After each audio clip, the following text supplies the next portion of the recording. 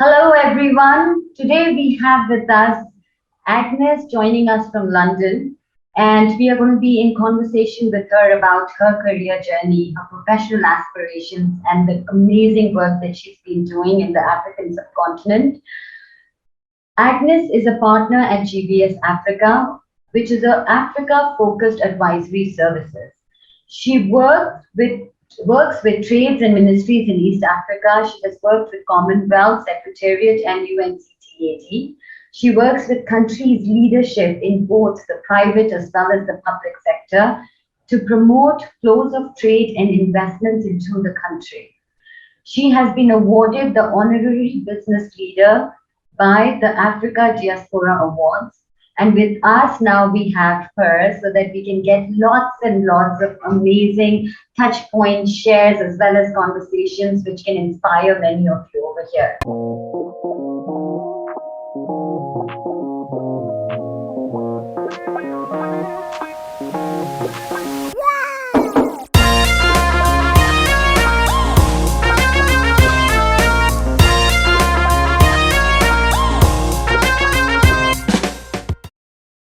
So Agnes, firstly, thank you so much for taking out the time right now. I know it's later part of the morning there. It's 11 a.m. and thank you for joining us today. It's a great pleasure, Niti. Thank you for the opportunity.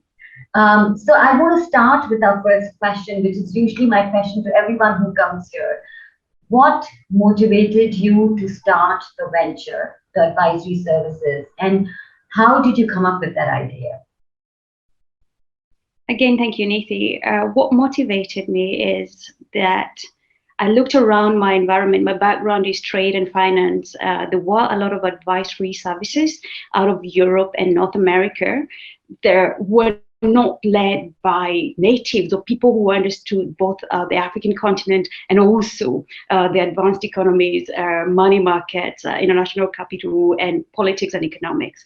So that gap gave me an opportunity. After consultation with both leaders from the private sector and the public sector, we realized it was important to have an authentic voice, somebody who understood both markets, to advise and guide businesses to make credible and sustainable decisions when it comes to investing in the African continent. Wow, yeah, sure, absolutely. I think anybody who is looking into expanding internationally needs a lot of help and guidance to meander through what are the political gateways, the economic gateways, and that really helps to speed up the entire expansion process. If you have somebody like you who is so well versed with the country that they can guide them very prudently as to how to go about it. So usually every business idea or everything that we do in our lives, right?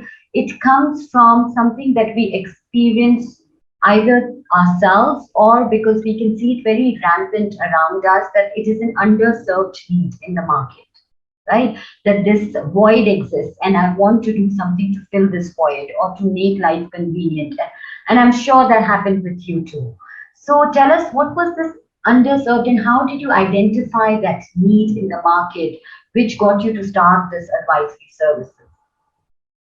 So looking at the kind of investments that were coming into the continent, Nikki, this was before people started talking about impact investment, sustainable development goals. And I really was keen to support businesses that were keen not only on making profit, but are also adding value, both to their shareholders, but at the same time to the communities where their businesses were operating from. So look, you look at developing economies in Asia and the continent, we have constantly rallied foreign direct investment into these regions, right? And for some of us, we are still poor despite these flows of trade and investment. And why is that? The reason is because these corporates, they're driven by the fact that our markets are very attractive, and also our markets are a goldmine for their shareholders. But there has never been that drive that how can we enjoy that as we invest?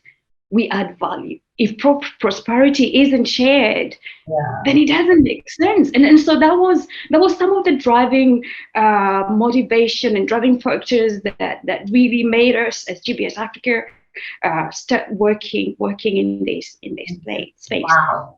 So you're based out of London, right? And then you work with a lot in the African continent. So tell me this: how did this whole connection journey, and how do you manage it, right? So is it that your family belongs to in London, everyone's here, or you came here to study, or you moved here for work? What got you here? Thank you so much, Nisi. You take me back 20 years ago. So 20 years as a green student with no wrinkles or gray hair, I came into London, very exciting as an undergraduate to study, right?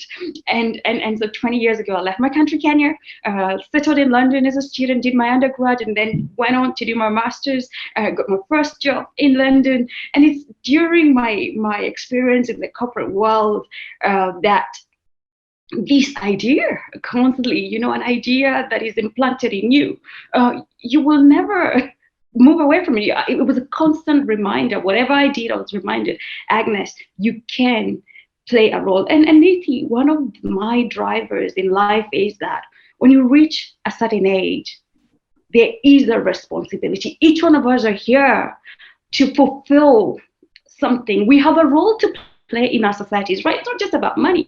And so how do I manage, right? I'm from Kenya, my family's in Kenya, but we do have an office to make it easier for us to be able to advise and give credible advice. We have an office in Nairobi and a small consulting firm in Lagos, so and London. So we have a base in Kenya, Lagos, and here in London. So that way it helps us manage our businesses very well. But also majority of my family are based in Nairobi, Kenya, for those of you who know the beautiful East Africa. Oh yeah, it's one of my bucket list places to visit. Yeah. You're most welcome. You're most welcome. Yes, absolutely. So share with us some challenges along this journey, because moving from corporate and a structured working environment, right, and coming into your own is, of course, a bit of a challenge in its own till we learn how to work through it, and be okay with certain disappointments or whatever comes our way, and small wins that make us so excited and motivated to move ahead. What were the challenges that you faced during the early parts of your switching of your career, and what are the challenges that you continue to face? So one of the most obvious challenge, Nethi, is access to finance, access to capital, and I think every entrepreneur know how hard it is to engage capital into startups. It's risky. It has no history. It's just an idea, right? So that was one of the biggest challenges for us as an entrepreneur. I mean, my first 6 months, I didn't have a salary. I was working out of my saving, and luckily for me, I had support both from peers and also elders or people in businesses who said, Agnes, there is a niche. You're tackling something. We support you, but we won't give you money, right? So there was that support. So access to finance was a challenge as a young parent. It was also hard to manage parenting at the same time as parenting two people, my firm and my grumpy now teenager, right? So the challenges of working mother, home management, at the same time managing my firm, right? And also the challenge of just fighting my own demons, like, can I do it? Do I have what it takes, right? And constantly thinking, I'm not good enough. This is just a mud, or it's a midlife crisis, as people call it, right? So that's just really trying to just manage all those challenges from all sides. But I must say, with every challenge, there's always an opportunity. But also that it was a huge army behind me, really supporting me, saying a prayer, and both from family and friends, as I said, and that has helped us, be where we are. So 2016 is when we started. To date, Gbs Africa has never spent any funds in marketing, but we've been so blessed or honored to be featured in a lot of platforms from the Financial Times, working closely with the economists when it comes to African markets. So we've just been given a place at a table, and we've been hugely favored. I still don't have a lot of money in the bank to show for it. But I hope we get there. But it's just been a great journey, but not one without challenges. But a rose flower, I'll give you an example, Niti. A rose is a very beautiful flower, right? And I think I borrowed this from one of the GCPIT women leaders. But a rose flower also has thorns, right? And without those thorns, a rose flower wouldn't be as beautiful as it is, right? Yeah. And so that's a journey of an entrepreneur. There are thorny cases, but at the end of the day, if there's commitment, if there's passion, you will bloom. Absolutely. So well said. Thank you so much for sharing that. And I so agree with you. The constraint of resources in the initial days. But I also feel, like you said, with every challenge is an opportunity. That opportunity comes to tighten your belt and to become so creative and thinking out of the box, that with this less resources that I have at my disposal, what is the maximum I can get out of it? So that's one thing I feel entrepreneurs are great at, even later when we start to make money, is to be able to really use our resources very rigorously. We are very, very prudent of how we use the money, because we've seen it during the hard days, how to take that out. So you mentioned that you're a parent. And as moms, when we are bringing up our children, right, of course, we get a lot of advice, but there's something within us, right, that we know these are the core values or characteristics I absolutely want to instill in my child, because it's core to me, and I think it's important for this child to embed these to be a good human being, right? Share some of, maybe two of these characteristics or values that you instilled in your child, because it was important to you and you made sure that you kept reiterating it till got it, or she got it, right? So what were they?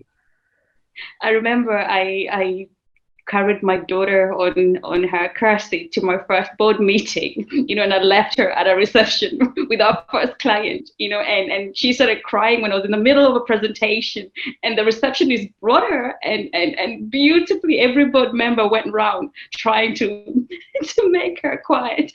So some of them, she's a teenager now. I've tried my very best. I mean, every parent with a teenager knows you do the Lord's work, right? But some of the values I try is lead by example. Do it as I do. It's not just you have to do your work. You have to work smart. You have to work hard. Well, I'm not doing this. So just making sure that I'm an example for my daughter first. I'm her first teacher before she goes into the world, right? But other values of working smart, being compassionate, and really taking care of our environment and our society, knowing our children today are very self-centered, they're very self-focused just because of the new age of social media, and so just really self-awareness, loving others, being compassionate about our society, and self-respect, and most importantly, knowing that you have to contribute to better and fairer society. So my daughter volunteers.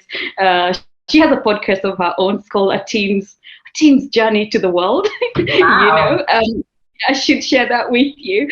And she blogs and writes, and I do hope that even at her own age, even as she goes through the experiences of particularly now of being a teenager, that she will look back and know that my mother was my first teacher, my father was my first teacher. And I guess each of us parents, it's not easy, but the best thing you can give our children is just loving them. Love costs absolutely nothing, and also setting an example for them. That can be that. So no matter what happens when they're out there, hopefully they will come back to the basic values that we teach them at home.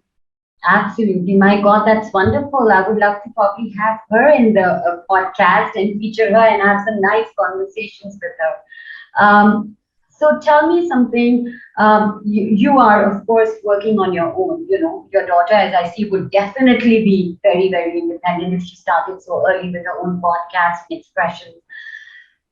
The one thing that I personally always advocate when I go to universities, schools, and talking to women is about the importance of financial independence and freedom for women. You know, that working is not an option, it is a must. You can choose your hours, you can choose how much you want to work, what you want to work in, but you must work because that brings out a sense of purpose of your life forth into the world. What are your viewpoints on why is it important for women to be financially independent? And what does it bring to them? Financial independence is important not only just for women. Obviously, it gives you some liberty and an opportunity to choose the good things in life, right? But also to achieve some of your aspirations. Most of us women, as you know, have dreams. Without money, you can achieve that. So financial literacy, basic financial skills is key. And this must be taught, as you say, both to our children when they're in their early years of schools, right? Because it's really important.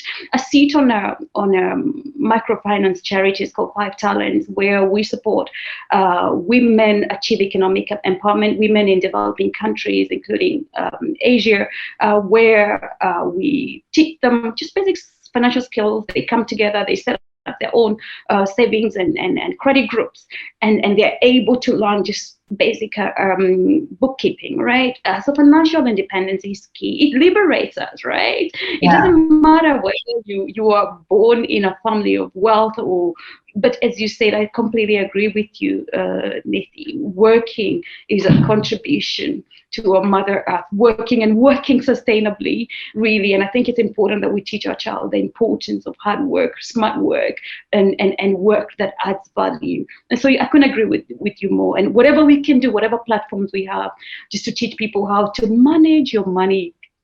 Because once you do that, it gives you, I'm still learning it. I can't say it's a job that I've already achieved.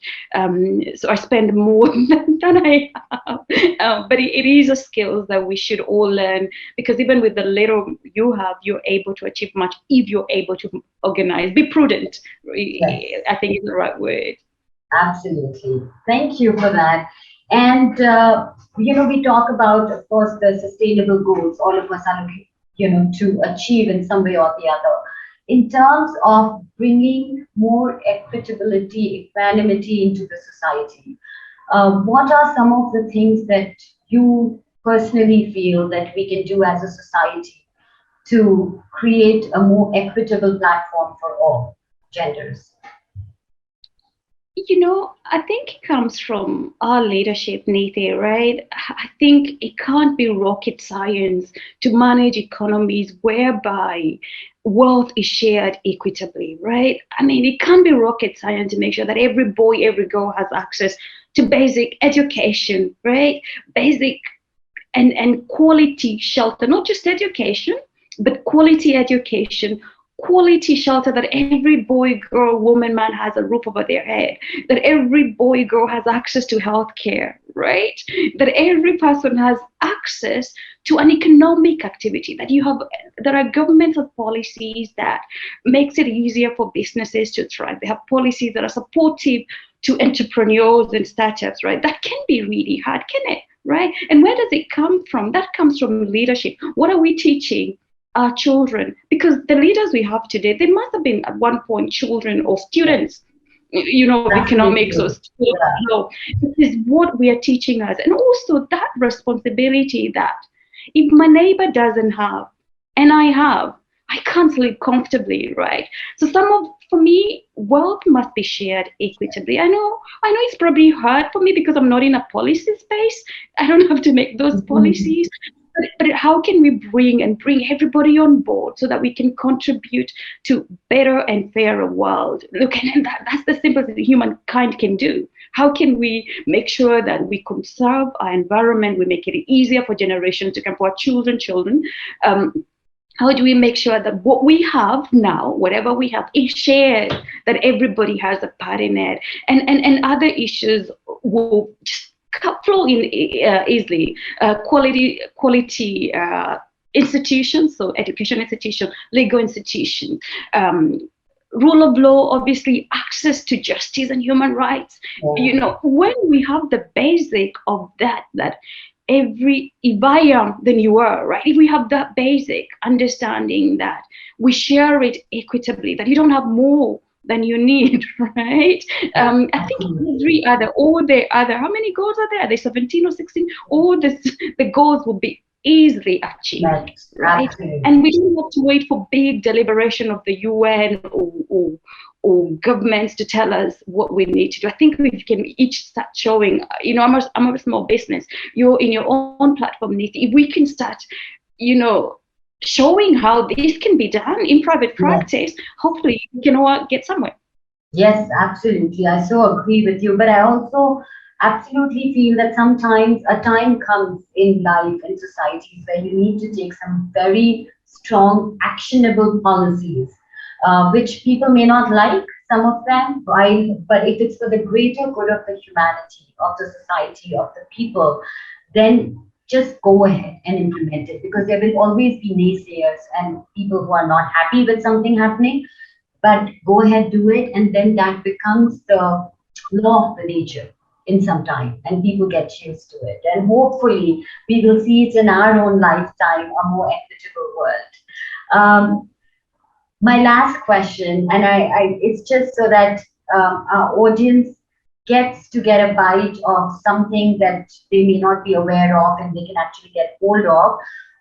One of the books that you may have read at any point in your life, which you absolutely love, and you will probably go back to reading it again if you have to read something twice or thrice.